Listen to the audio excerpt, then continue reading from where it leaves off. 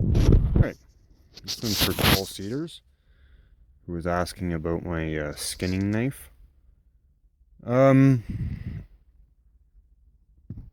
so this is my skinning set, or processing set, more specifically. The case I made myself, and it's burnt in every animal I've processed.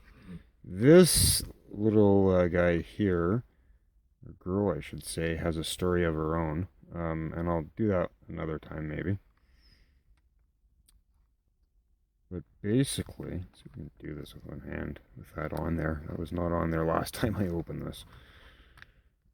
Oh, come on. Without breaking it too. I really need to not break that. Yes, my place is a mess. So, what do we got here? This is basically a very, very famous, somewhat infamous, very well-known knife. And that's the Schrader old-timer sharp finger, I believe. And it's just got a wrap, like a nylon, I think. I think it's nylon wrap. And so that's good for your really fine work.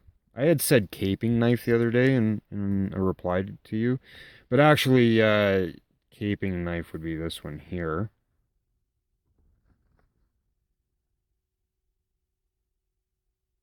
And so this is a buck. And that's a buck caper. And this one may have not even had a handle when I got it. I don't remember. But this, I think, was the sharpest knife I ever got out of a box or bag or whatever. And then this is another buck. I think it's the Buck Hunter Classic, maybe? I'm not so sure about that. And that's good for a lot of your general tasks. Then, try not to, oh, break anything here. I just oiled this, so it should be okay. It had been sitting for a while, so you gotta be careful with these leather sheaths, especially. I water harden them, like hot water harden them, cuir bouillie, boiled leather kind of thing, and some portions of them. Then I leave other portions of it soft. But I mean, it doesn't always work out. My cases sometimes don't last that long, unfortunately. And then this, oops, okay, man, this one's a little trickier to get out. This is called an ulu, and then I put my own little twist. Added a opening tool.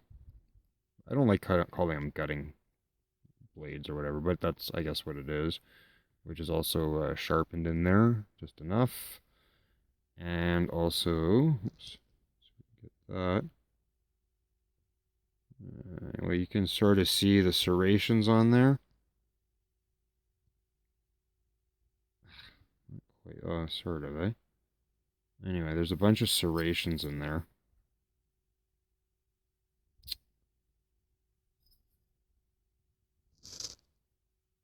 There we go. And those serve for sinew attachment points and whatnot once you're actually skinning. So this is what you use for a lot of the skinning work and what you use all the time for scraping a hide, or almost all the time for scraping a hide. And when you're scraping a hide, sometimes you'll get sinew or whatever it is, connective tissues that are a little bit tougher. And I find that this is really good. This helps out a lot. I'm actually surprised it's not bent. I made this from a rotary saw, or circular saw blade, sorry. And an ulu comes from the north. I don't want to try and say specifically where, because I'm probably wrong, but basically the Innu, I think, are the ones that used it traditionally. And these are, I think the word actually means woman's knife. And I've got my own theories on that that are not popular politically, so I hold them to myself. But you'll notice this knife is not sharp, it has no edge to it. and it has no point on it. So yeah. Um, Now it does have a very keen. Let's see if we can see it. Probably not. It's got a very, very keen 90-degree angle on that with a slight convex uh, leading to it, which I find helps. Anyways, I could be wrong. I mean, I don't. This is actually the only one I've ever had. So, and I think I said I made that. So this is my skinning kit, if you will, or my processing kit. And then the funny thing is I put this set together kind of over a couple years, um, with the intention of using it for processing. But as you can imagine, all that and this sheath, see that in there. This sheath actually has multiple layers of leather in it to keep them separate. See, it's multi. So, I mean, it weighs a little bit, and I tend to not actually keep it on me when I'm hunting, whereas this, I do not go into the woods without. Um, I'm not religious. I might be a little superstitious, though. So, this I call a bow blade, and I basically made this from stuff I found around the Bow River. Oops. Sorry, I don't know what that did to the video, but anyways, I basically made this from stuff I found around the Bow River, so I call this a bow blade, and this is elk antler. No, I didn't find the elk antler directly on the Bow River, but I mean, it's within the Bow Valley, so. And the blade itself is actually made from a piece of a railway clip, not track, or not a spike, but like a clip kind of thing, with copper accents. The copper is not thick enough, unfortunately. I'm gonna one day probably pull that out, redo the copper a little bit. Put this, and then also here with copper nails. And then I also have my belt sheath for that one. So that this, I don't know how you see how thick that is. My finger, filthy ass finger next to it. This is like carrying an axe on my hip. This will go through elk pelvises, no problem. I have done my last, I don't even know how many animals with this thing. It chops my firewood often, which is actually how that happens. And well, it splits my firewood. Doesn't I try not to chop with it too much, but I mean it could. It's got some weight to it. Like just, oops, ooh, careful with that. Yeah, see, so it's got some heft to it. And I don't bring this and that. So I've done most of my stuff with this actually, and this just kind of sits on my gear hanger, unfortunately. But it's nice to have because, for example, for bears, you got to be really careful, right? And you're actually not you're legally required in Alberta, anyways, to preserve the pelt and the entire pelt. So getting into the claws and whatnot, like you get into some areas with this, you choke up on it so that your fingertip is right there kind of thing, and you can control where your depth is and whatnot. But I do use it. It doesn't come with me in the woods as much as I'd like. I have brought it on trips though when I know I'm gonna be like potentially coming back with a bunch of meat. So that's my skinning setup if you were curious. I've never actually done a video on this, so it's kind of funny, but most people have much nicer or more expensive knife kits and whatnot, and mine's just what I need kind of thing, as usual with all my stuff. And then this guy in the background, I'll do a video on some other time, but I also made that. And that spent a significant amount of time in the woods with me. But again, it's fairly heavy, so it doesn't come with me hunting anyways. That will cleave right through an elk. One go, though. So, it's useful. So yeah, thanks for watching, and why don't you throw up a video of some of your gear there, man? And we'll share some videos around. But have a great night. This is just a quick extension to that. Some of the burn in there. This one's funny. I don't remember what it is. I think that one's like scat, not tracks. And that's over here a fishtail. I can't remember what this one is. But anyways, yeah, I almost forgot that while I have all this stuff, this is pretty much all I have insofar as knives, like small knives. I don't collect a lot of knives.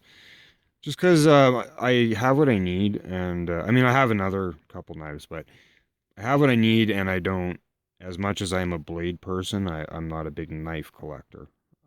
Some of them can get pretty expensive, and you really only need so many, right? And it's not like they hang on walls too well. I'm not that kind of, like other stuff hangs well on walls better than knives. So anyways, point being is that I was pretty satisfied with my whole knife thing.